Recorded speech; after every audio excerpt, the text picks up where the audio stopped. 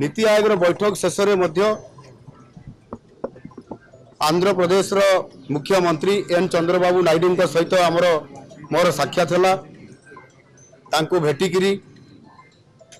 जो सौजन्यमूलक साक्षात भितर पोलाभरम इश्यू को मु आलोचना करी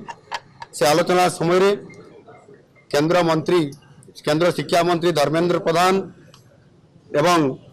अन्यतम केंद्र मंत्री जुएल ओराम उपस्थित थे आम चीफ सेक्रेटरी उपस्थित थे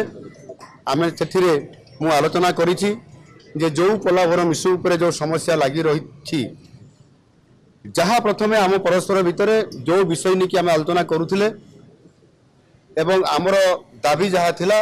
आम से दाबी को दोहराऊँ आगामी दिन में अधिकारी स्तरीय एवं मुख्यमंत्री स्तरीय बैठक होगापाई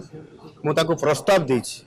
एवं से प्रस्ताव से एकमत होती निश्चित भाव में आगामी दिन में से बाबद आलोचना हम तेणु ये जो समस्या जहाँ थिला एवं आमर जहाँ नीति आयोग सहित जो आशा नहीं कि मुझे निश्चित भाव में सफल होती। धन्यवाद।